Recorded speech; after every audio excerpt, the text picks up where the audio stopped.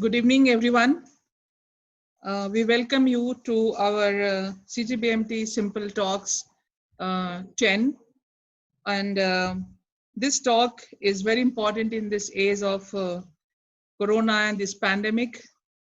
And we have been getting different kind of topics to you as to how to really handle yourself in these difficult times, which probably even after the Corona goes is not going to be going down. In fact, we may see certain different waves and different kinds of new diseases and new situations due to the global warming situations that we all have together created on this planet. So I welcome Dr. Achyuthan from Sampurna Aahara, and Mr. Jwalant Mishra from our advisory board today on this talk. And they will be discussing a very important topic of how do we heal by the simple food that we eat on a daily basis. And this talk focuses on the importance of healthy food and the science behind it, and how we don't really always need to have a lot of medicines, and we can heal ourselves even without medicines. So with this small introduction, I welcome once again to both of my guests on this interview and the talk. I will briefly introduce Mr. Jwalant K. Mishra, who is, as I said, he's in our advisory board of Center for Green Building Materials and Technology, School of Simple Living. He is that's a side part that I'm talking about, but he is a very seasoned technical senior manager at NXP Semiconductors Private Limited, with 20 years of enriched experience in semiconductor industry. He has worked across 3 continents, US, Europe, and Asia, on various techno-managerial roles in shaping vision and strategy for research and development. And he has grown critical competence center from scratch and scaled up organically and inorganically and established them as center of excellence in various companies that he has worked. And he is very much instrumental in establishing synergies in the research and development centers of excellence during M&A, which is called mergers and acquisitions, without producing any impact to the new combined business. And with all this, he also has a lot of competencies, and which is like as a part of hobbies, but he also has been doing a lot of, interest in gardening and healthy food. So he has been, mentoring youngsters in trying to establish some of these kind of small entrepreneurship, enterprises in this sector.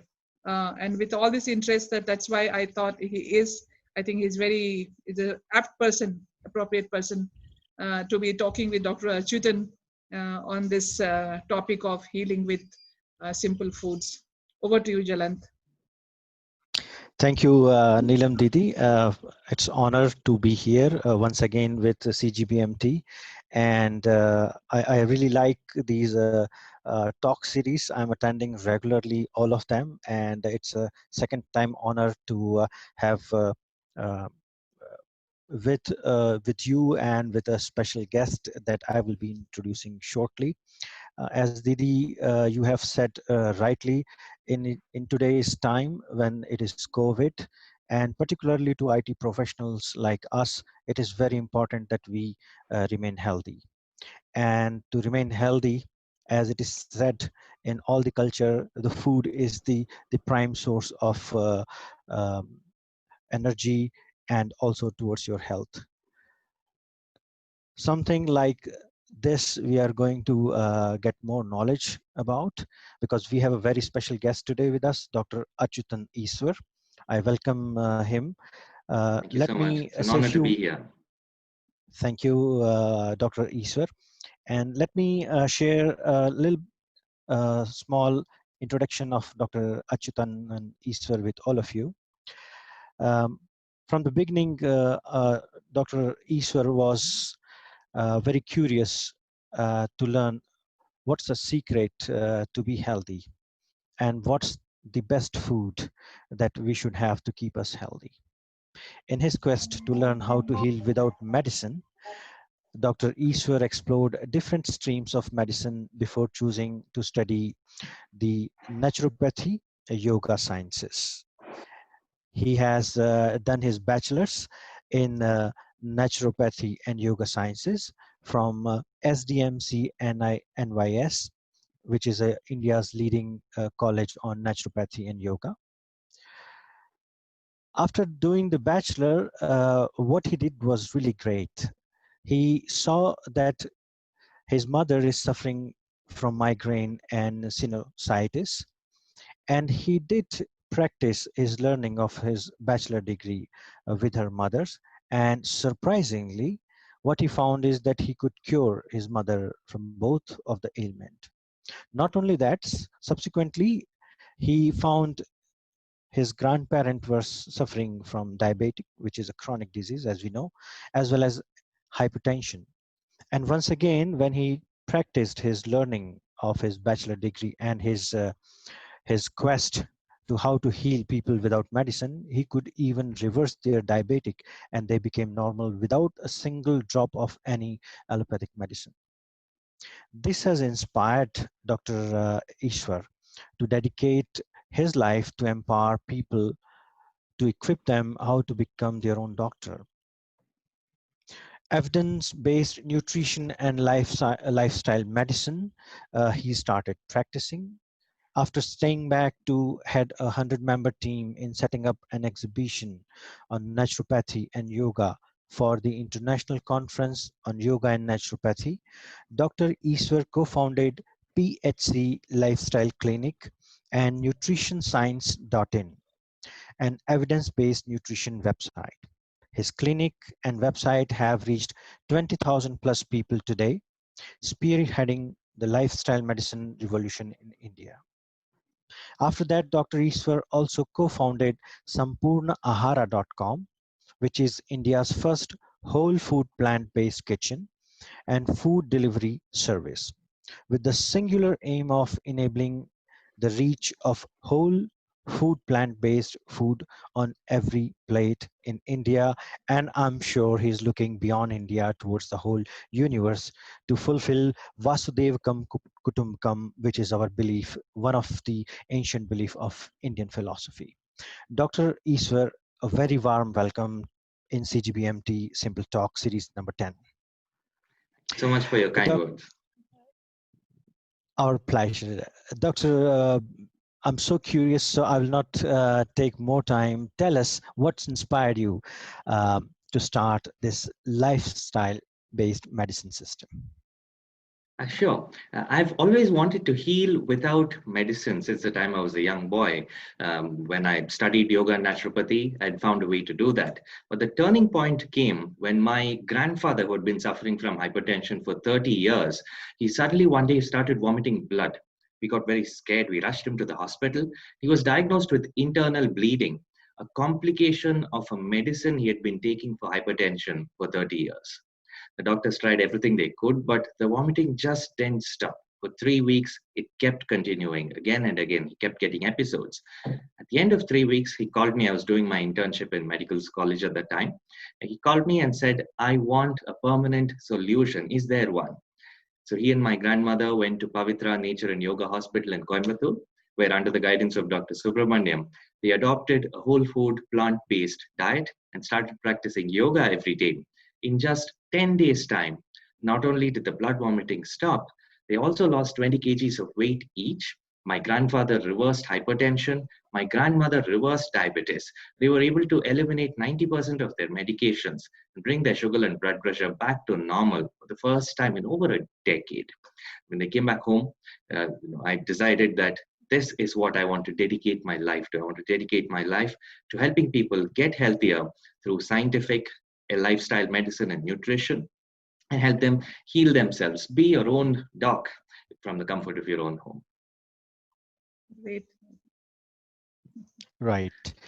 So, Dr. Eswar, then why to start Sampurna Ahara? How it is linked with the lifestyle medicine system that you nurtured?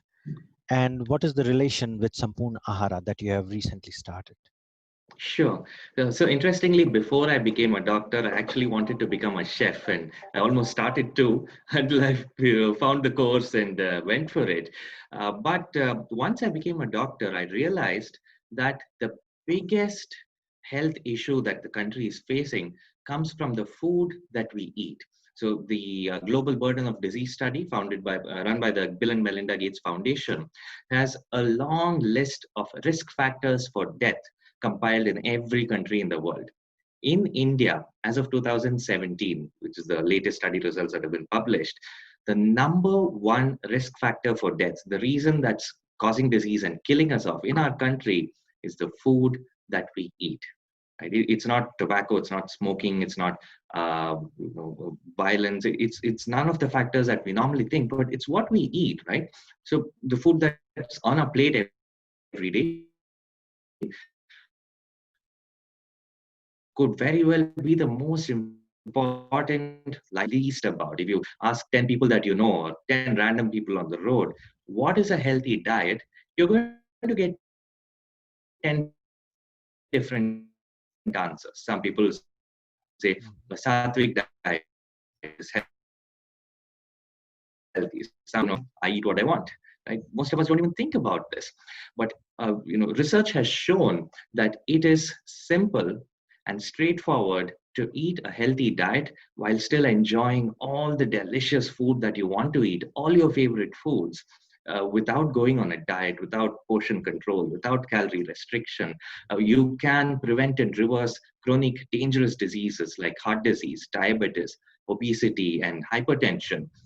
You can prevent them, you can treat them, you can even reverse these diseases, even if you're already suffering from them, through a well-planned diet. And that was my inspiration to start sampurnaahara.com.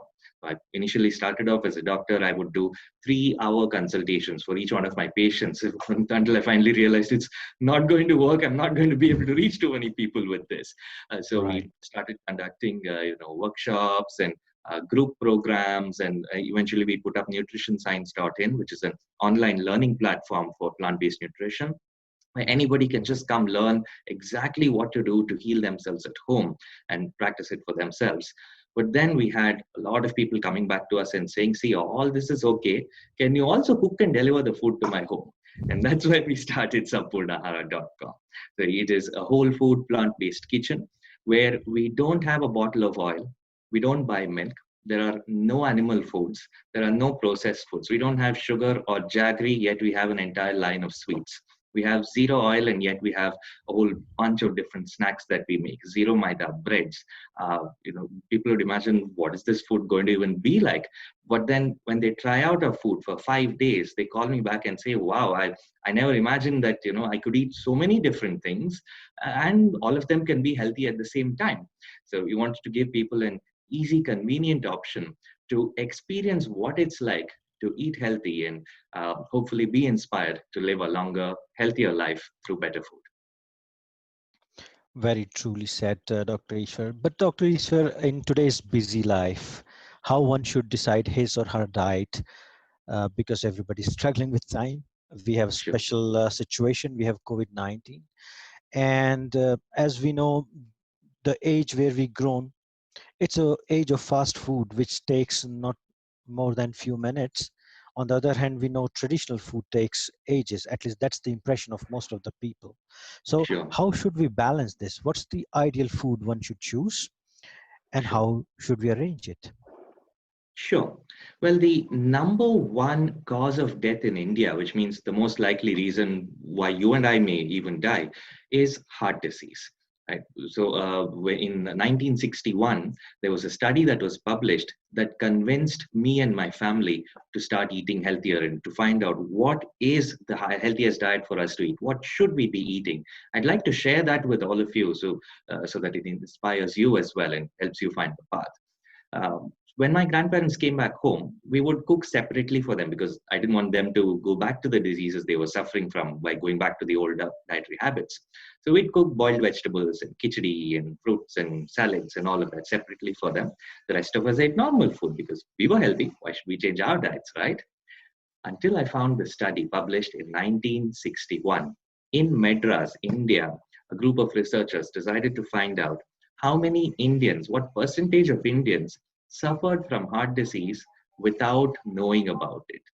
Because you see, heart disease is not like a cold. You can go out in the rain, you can catch a cold. You go out today, you can catch COVID, but those are infectious diseases. Heart disease takes decades to develop, and then finally you get some shocking news, and you can end up with a heart attack. So they took 500 people who had died from unrelated causes, like road traffic accidents, healthy people who had unfortunately passed away, cut open their chest, took a piece of their arteries, put it under a microscope to find out what percentage of Indians already have heart disease without knowing it. The researchers thought they'll get a small number, like 20-30%. They were shocked when they found out 100% of Indians already have the starting stages of heart disease by age 20. By age 10, 95% of us have the disease. They found heart disease in a 2.5-year-old baby. Right?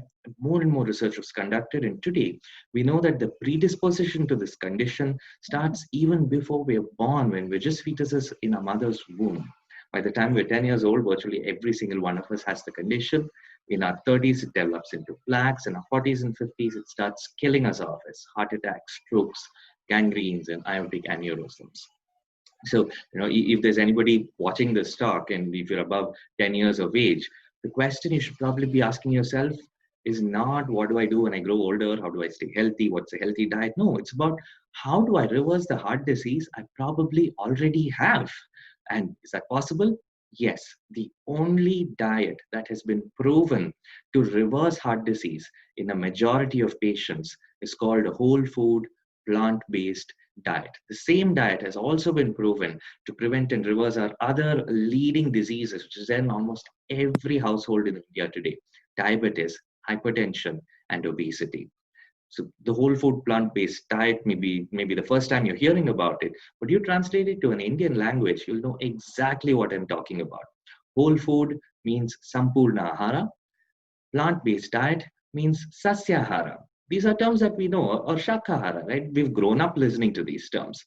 All it means is that we need to eat food that comes from plants and not from animals, whole food and not processed food, right? So let me just quickly make a list of foods that we recommend avoiding, so that it becomes a little easier. If we don't want to get a heart attack, all we need to do is, from today, we need to reduce or stop eating animal foods such as meat, fish, eggs, and dairy products, including milk, curds, cheese, yogurt, paneer, buttermilk, butter, and ghee. Processed foods, not just junk food, but processed foods such as oil, sugar, jaggery, white rice, maida, rava, semia, and alcohol. The next question you probably on your mind is what to eat, because these are the foods we eat every day. Right. You just covered all our foods. Yes, we practically listed out the Indian kitchen supply. What do we eat? It's not just salads, it's not just juices, it's not just gas foods, but you can eat anything and everything you like, from your pakodas to bhajis to samosas to pizzas and burgers and kesari baths. And my mouth is watering. You can eat anything you want, but all you need to do is make sure you use the right ingredients. That's it. If we cook our dishes using whole plant foods such as fruits, vegetables, greens, nuts and seeds, dals, pulses, legumes, whole grains, millets, herbs and spices, all the masalas that you want except salt, and even mushrooms, all of these are great healthy foods for us to consume. We need to unlearn the cooking that we've been used to all our lives and relearn Sampurna Aahara cooking, and our menu need not change a single bit. All we need to do is change what we buy at the grocery store and how we cook our dishes. But And also addressing the second that's point that you asked me. Yes, please. Go ahead, please. Okay. Go ahead, Dr. Eswar. Sure. You were talking about the time it takes to cook food and prepare food in this age of fast food, right? So two things. Number one is okay, we look at cooking time. What most of us don't consider is cooking is not just about cooking. Cooking is about preparing, cooking, and cleaning. Especially during the lockdown, so many of us have discovered that, oh, there is this third component called cleaning that takes so much time every Right, single right, day, right?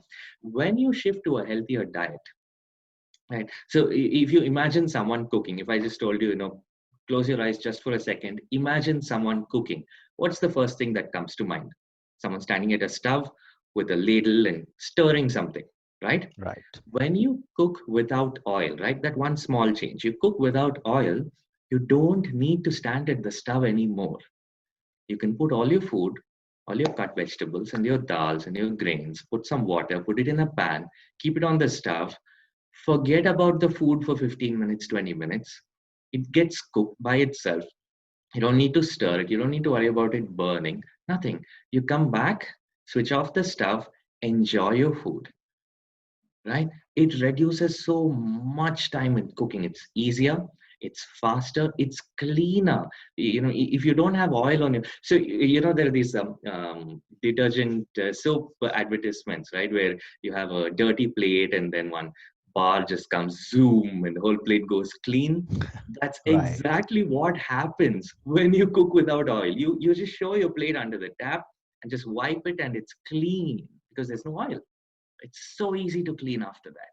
So the entire time of cooking, perhaps the only thing that may take a little extra time is chopping fruits and vegetables. And once you practice doing that, it's very, very straightforward, very easy. So apart from that, everything else takes much less time than before. It's easier to cook. And honestly, it's easier to live because, I'm sure you agree with me. Healthy people have more fun. It's easy to be healthy. It's difficult to Right. be sick. Being sick takes time, it takes effort, and it's not worth it. Right? Yes, you are absolutely right, Dr. Eswar. Dr. Eswar, you also said avoid dairy products like ghee, Yes. milk.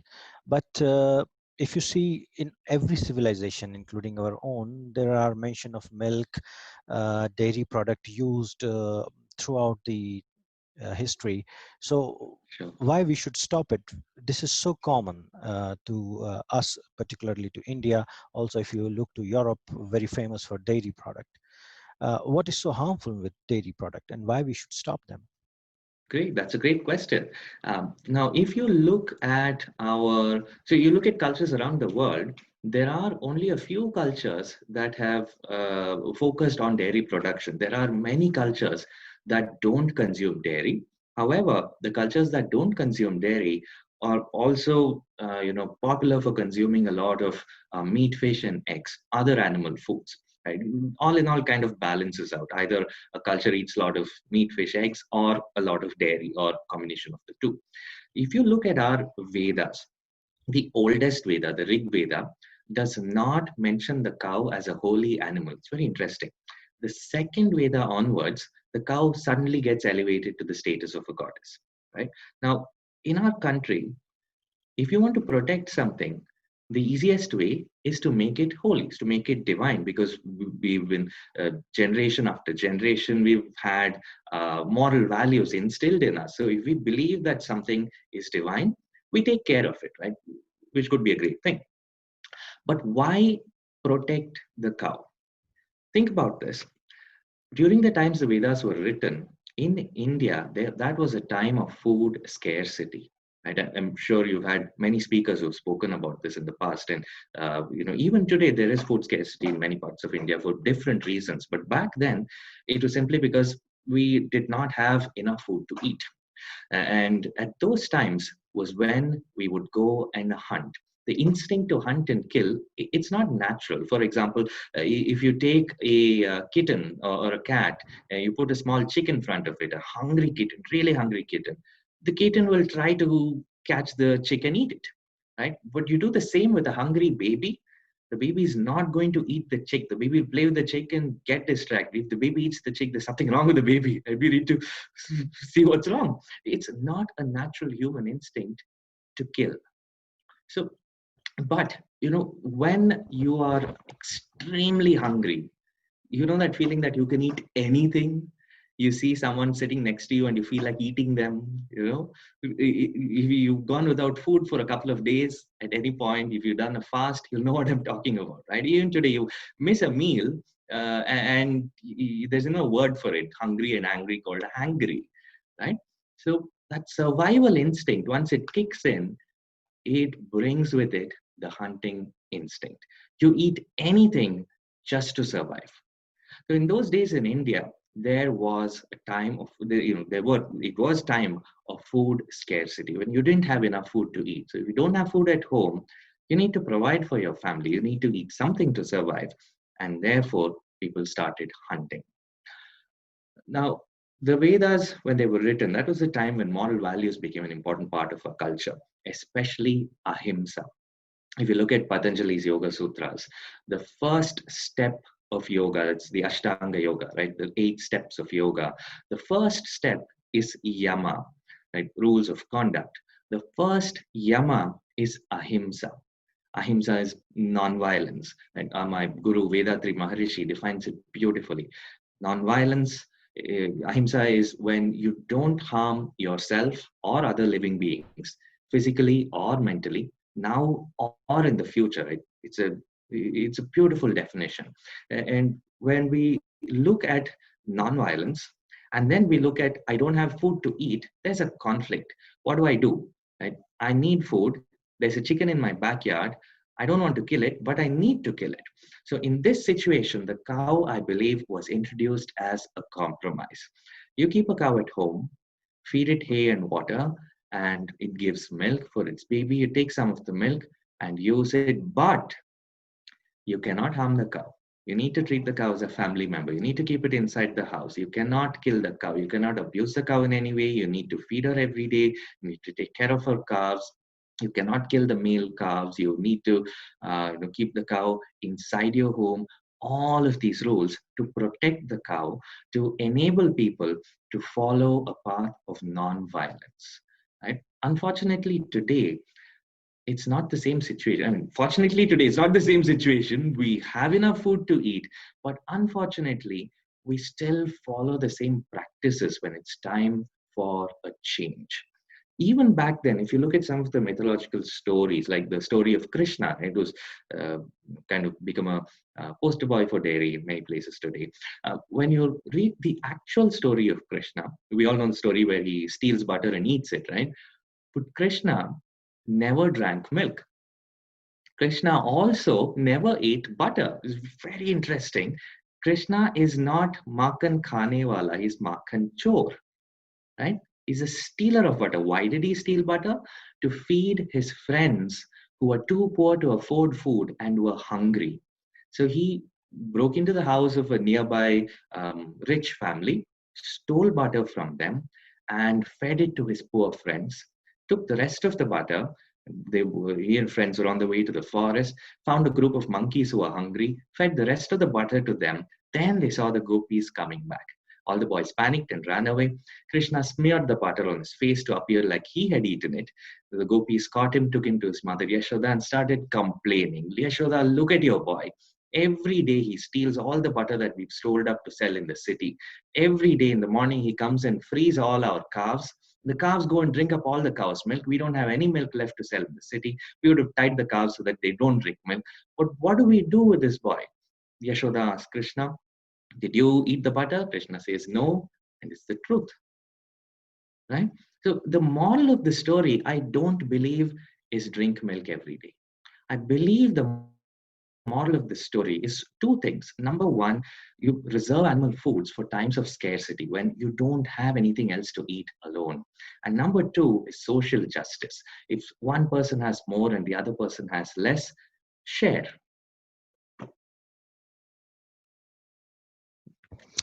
Oh, wow, that's totally new perspective for me, and I'm sure to most of our viewers. Thanks for sharing this, Dr. Eswar. Really insightful the way you have explained a few historical events. One question related to the food that we are getting today in the market, Dr. Eswar. It's called organic food. Um, how much hype it is and how much truth behind it. Uh, every second store has these food items, food grains called organic. How much they are helpful to Sure. remain healthy? Sure. So there are usually two goals that people have in mind when they look for organic food. Number one is health, and number two is safety, right? Now, from a health perspective, the plants that are grown using organic farming are usually native plants and not exotic breeds or hybridized breeds, because native plants are hardier, they grow better without the use of chemicals. And research has found that native plants, when you don't use chemicals to grow them, especially because of the kind of hardy plants they are, have a higher concentration of phytonutrients. Now, these phytonutrients are the chemicals that protect us from chronic disease like diabetes, hypertension, and heart disease. So the more we get from our food, the healthier we are. So if you look at tomatoes, for example, an organic tomato compared to a conventionally grown tomato, especially if it's a nati tomato, it can have up to like 40 to 60% higher antioxidant content than the commercially grown tomato, than the tomato grown with chemicals. Right? So organic plants on average have about 10 to 40, sometimes even 60% higher antioxidant content. So from a health perspective, that is the advantage you get when you buy organic. From a safety perspective, pesticides are harmful, yes, but you can wash them off with salt water. But the real harm is to the farmer and their families. When we consume pesticide food that's been grown with pesticides, especially if we don't wash it correctly, yes, it can lead to a buildup of pesticide residue in the body. Yes, it can lead to slightly higher risk of chronic diseases, but the risk is tiny compared to the harm it does to the farmer and their families. Cancer cases in rural areas have shot up. Cases of chronic disease in rural areas have shot up, and one of the reasons is when they spray pesticides, they also inhale it. And Dr. Vandana Shiva was there with you earlier, and so many others were there discussing about the difficulties farmers face, especially once they convert their land into a farm grown with chemicals. And after a few years, when it starts suffering, the farmers really suffer. So from this perspective, it makes huge sense to buy food that has been grown without chemicals. My colleague Nalini runs an initiative called Farm Fresh Bangalore. She went to farms around Bangalore. She spoke to the farmers and asked them, right now you're growing with chemicals. Will you switch to chemical-free farming if we support you? How can we help you do that? And the farmers all said just one thing. It's easy for us to grow. We don't need any help with that. Just tell us how to do it and we'll do it. We know it. We've been doing it before and we can do it again. But the difficulty for us is in selling the food that we grow. If we grow a ton of tomatoes, and when we harvest it, when we go to the market, if the price crashes to 2 rupees, we would have slogged for months for 2,000 rupees in return. Who's going to feed us food, right? So we taught them natural farming practices where they can have a variety of crops and not just depend on one. We taught them multi-cropping. We taught them chemical-free agriculture. We taught them following Subhash Palekar's natural farming methods.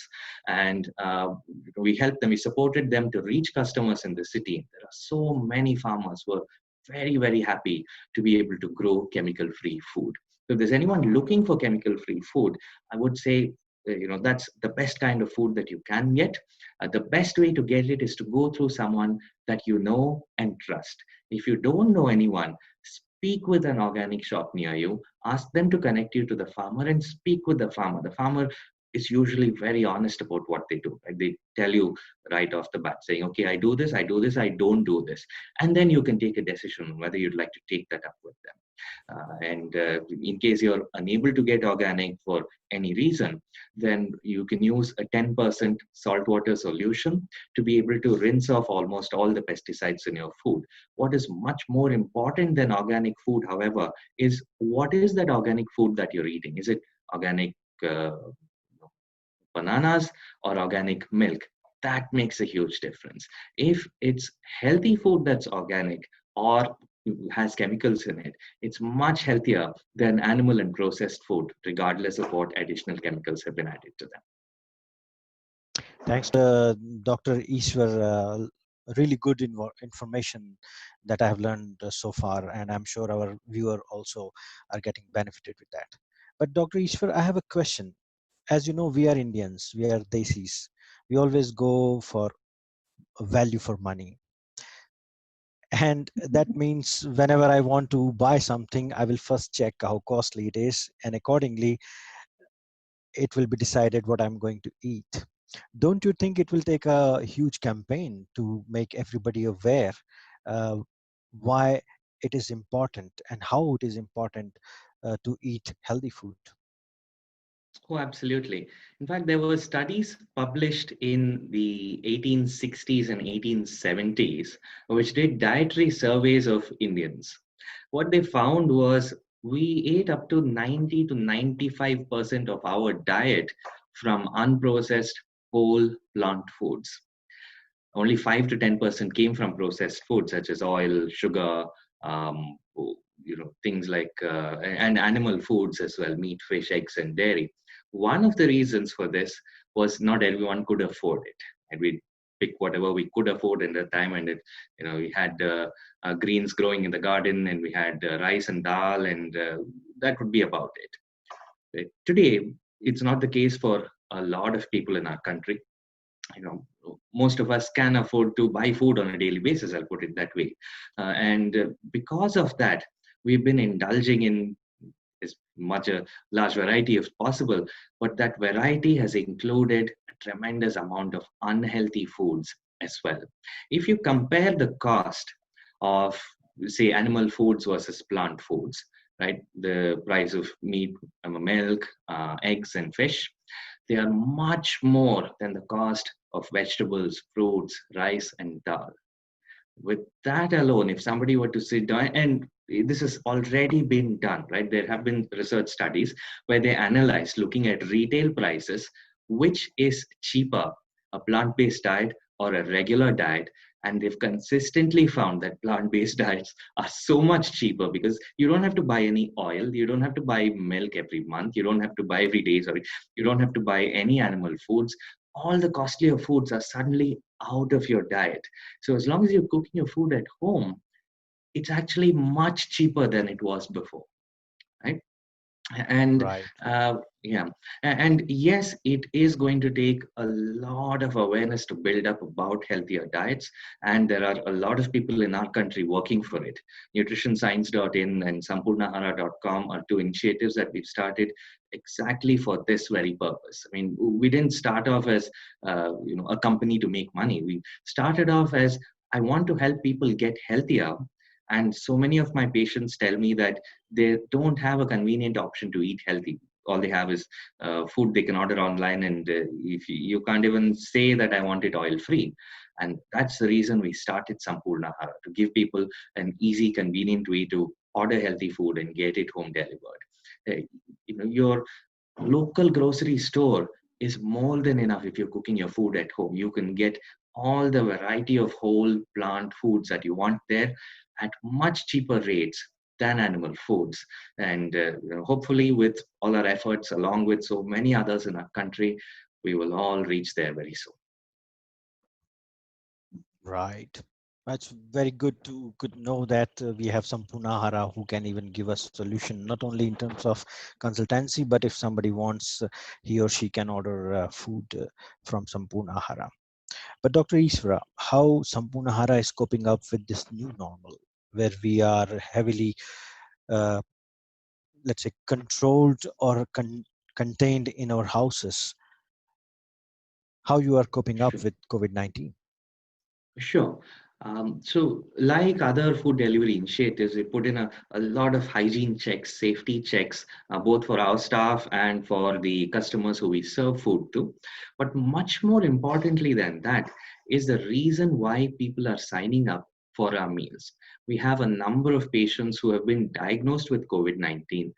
admitted in a hospital, and some of them eating hospital food, some of them eating home food, and they call us and they tell us, look, I've been in a couple of days back, in fact, there was an old lady who called us and said, I've been in this hospital for, it's been 16 days, and I've recovered from COVID, but my sugar levels are not coming down. They're consistently high. What do I do? And we sent her our meals.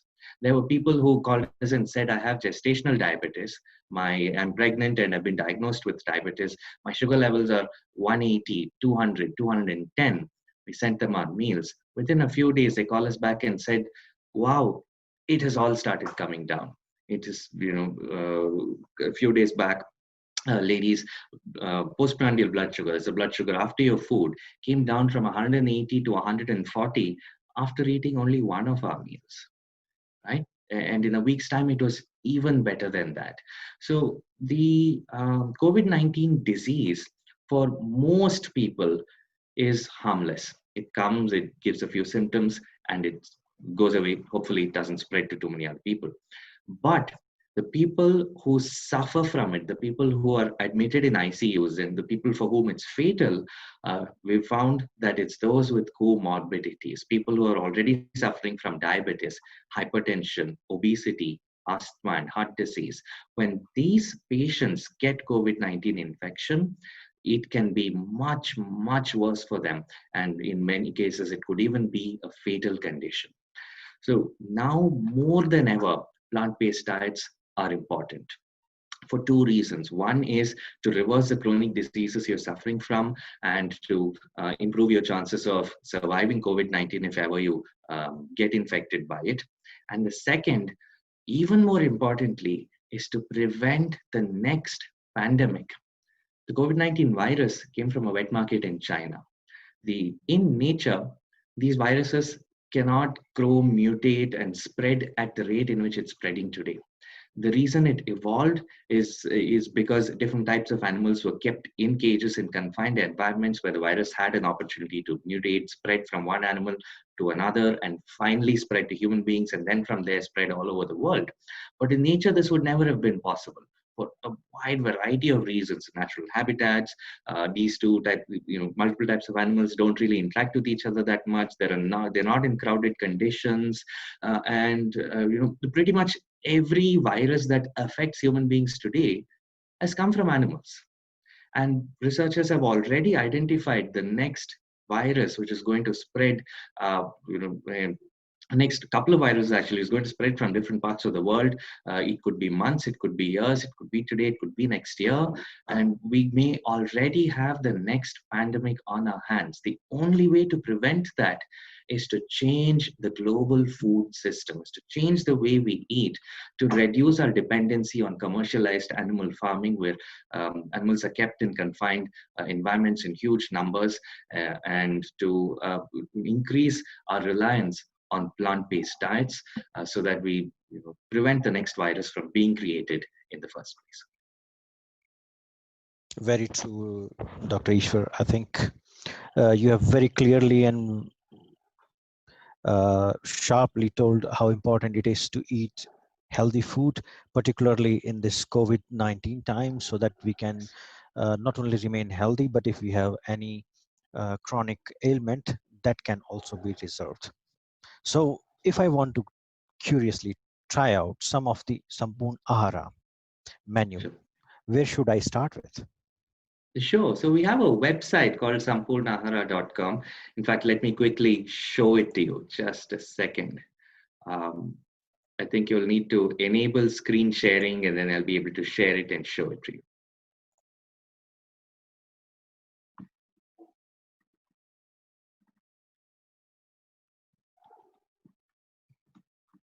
Can we enable screen sharing?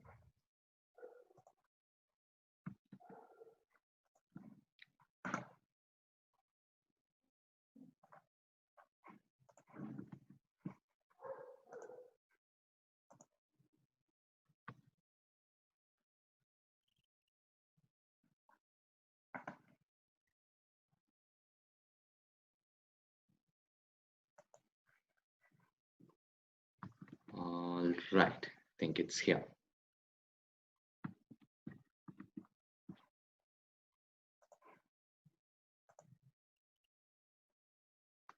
All right. Yeah, we can see your screen, Dr. Ishwar. Okay, great. So this is our website, sampurnaahara.com, where we cook and serve both plant-based meals and plant-based snacks. And it's as easy as any other food delivery service. You can just come to our website and order here and get a trial week delivered to your home. So we have a number of different options that you can try out from. We have a gourmet thali, that's what this is about. We have South Indian thali. We have many more meal types that are coming up as well, with different kinds of cuisines all over the world. It's not just some khichdi and boiled vegetables and a bland salad, but actually delicious food. And not just meals, we also have a lot of special items.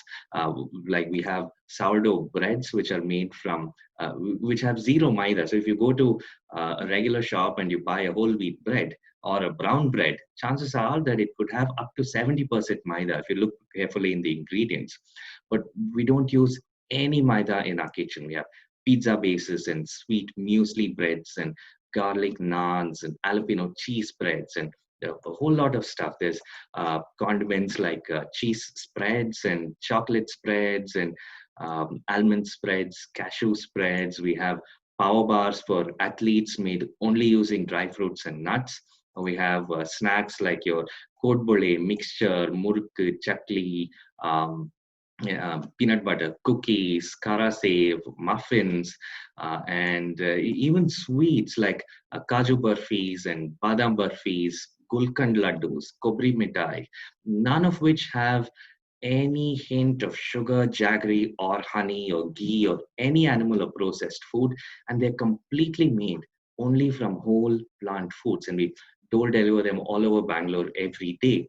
And if someone is looking to, cook like this at home, we also have a website called nutritionscience.in, where we teach you everything we do at our kitchen. Right? A regular businessman may say that this is one of the stupidest ideas that he's heard, because this, people can do this at home, but this is one of the best ideas we've had, because our goal is to help people get healthier. So we've put up more than 200 different recipes on our website with a three-week kickstart. With a 21-day kickstart where you can sign up and take it step by step, learn how to change your diet, learn how to eat a healthier diet and a healthier lifestyle right at your home. You need to buy anything from outside. You can just go to your regular grocery store and completely change your diet at home. For those who are looking for the convenience of meals delivered to them, they can buy our meals or our specials for a special day that they'd like to enjoy it for. Wow. I'm really, really impressed here, Dr. Ishwar. I mean, not only you are supplying food, but you are also making it available for a common person. That truly shows that Sampurna Aahara has a clear aim to energize and to engage people and to literally educate them about the food habit. And you have this very nice site. I'm sure I'm going to go tonight and read this site. Uh, I'm clearly convinced here that how important it is to have a healthy diet. Mr. Manjunath, would you like to ask a few questions from your side? Yeah, sure. So Ishwar, one thing, I think one question when Jwalant asked you about milk, and you told that there was a scarcity of food, and that's how milk actually came in our diet. So I just would like to know, because right now we have a lot of intensive farming happening across the world, because I think they say it's a dearth of land or whatever, for whatever purposes they are doing it, and there's not enough food grown.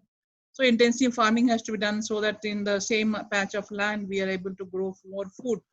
And intensive farming, as we know, actually harms the soil in a very bad manner, and they really use a lot of chemicals actually to grow more food in the small span of time and in a smaller patch of land, which is harmful for the food, for people, and also for the soil and the environment. So in today's situation, if we say we all want to switch to plant-based food, now how do you think this is going to actually work? Sure. Now, I'm not an expert in agriculture, but I'm an expert in human health. And what I do know is animal foods increase risk of chronic disease, and plant foods reduce risk of chronic disease. So when I looked up, I had this question too. So I looked it up to see uh, if the whole world went plant-based. Wonderful thought, right? How would we do it? What I found shocked me. I found that we have about 7-8 billion human beings on the planet, right? But we grow enough plant food to feed anywhere between 10 to 14 billion human beings every year. But still, there are almost 1 billion people who are starving, 900 million people who are starving, malnourished. They don't have enough food to eat. Where is all the food growing? Half of the agricultural land used to grow plants grows food for animal feed, right? So quite literally what we're doing is we're growing food for 2 earths, right? Almost 2 earths, taking half of it, feeding it to animals. And while there are almost 1 billion people starving, all of the other people are eating the remaining half of the plant food and the food from all the animals as well. Now tell me, does this sound fair to you? Because I don't think that's fair. If we reduced our dependency on animal foods, right, we would have food for the entire world plus almost another earth which we can grow every year in. I don't know, do what with it, right? Animal farming has been linked to climate change, to species extinction, to habitat destruction. You've seen pictures of the Australian fires, you've seen pictures of the Amazon rainforest burning.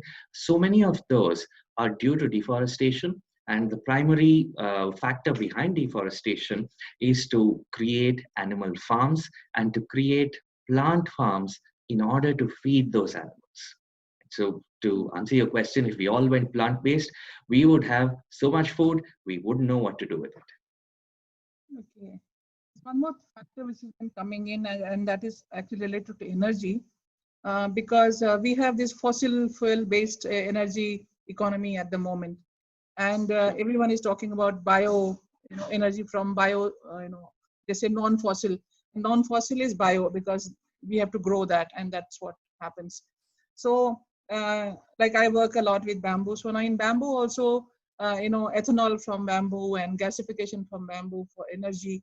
So people are really talking, okay, you want to make bamboo really profitable? Okay, grow bamboo for energy. And then I need, so many lakhs of acres for, growing bamboo because we have to have energy, and that will be clean energy. So this is something which is and always keep thinking about that if we try to grow that, then what will happen to the food part, you know. Sure. The same thing, I mean, you said to feed the animals. Similarly, there's also demand of land area for growing biomass for energy. So that is another factor which is like coming in as well. So in the same question, in the same thread, I was just talking that if we need to switch to clean energy, then bioresources is a good thing to switch. But if then we start using our land and our fields for growing those things, and then we won't have enough place to grow food. And Sure. and that has been in many of the conferences or talks. When I'm asked, I'm little like in the mind as to whether we should be really switching to that, but then you cannot go for fossil economy also any further for energy.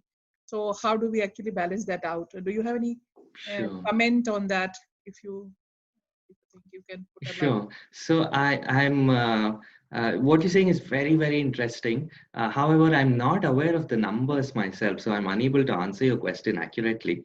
But what I would recommend checking out is the area of land that you actually need at the end of the day to grow food versus to grow energy. how much land we have now, because as you would know, we don't have all that much land also left. We have deforested such a Yeah. huge land area on the earth. There's not too much left. There's very little compared to what it was a few decades back. So given that even land itself is a limited resource, when you're exploiting land to grow food, not just for us but for animals, and growing those animals, like, for a very simple way of imagining this, if you took all the human beings in the world, all the animals in the world, and put all of them on a giant weighing scale, you'd find that human beings are make up the about 40% of that mass. Sorry, about 30% of that mass, right? Domesticated animals make up a whopping 66% of that mass, and wild animals are just 4%. That's all is left, right? So instead of feeding this huge 66% mass of domesticated animals, if we conserve all of that food, I'm sure that we would have much more land than required to grow food in the first place, which in turn answers your question: where is the land to grow energy? It's all right there. It's just being used for the animals.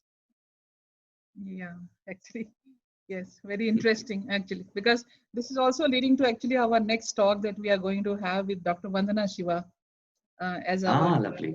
speaker coming Friday on 7th August.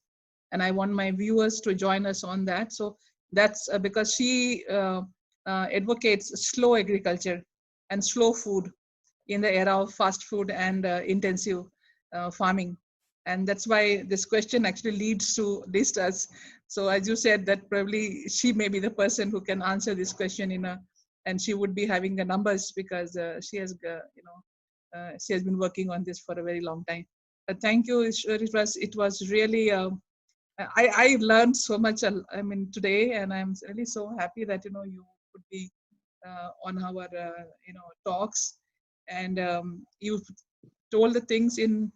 I always keep using the word simple. I think after some time, people will start telling me that this simple. You're too much simple is happening in your everyday talks. But I think that's what we want to actually. We want to nudge the people to understand, and I think you told that in a very, very nice manner. I think it is.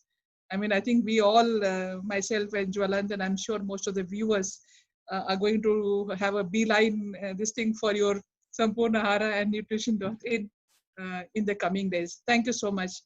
Thank you so much. And thank you, Jwalant, for conducting the conversation in such an interesting manner. And so we are really, it's really very nice. And Chitra, thank you so very much for, organizing as a technical backup. And Chitra, I think she must be busy with something. So thank you so much. Thank you so much for having me here. We've really been looking forward to this all week, and it was we had a lovely time with all of you. Thank you, Jwalant-ji, Neelam-ji, and Chitra-ji. Thank you for giving me this opportunity, Neelam Didi and Dr. Eswar. I learned a lot, and as I told you, I'm already exploring your website. I'm getting registered, and it's really informative. Thanks a lot. I think you will be flooded with people's registrations and people's orders. I'm very sure of that. Wonderful. Yeah. Thank you so much. The more the merrier. Yeah. Yes. Thank you so much. And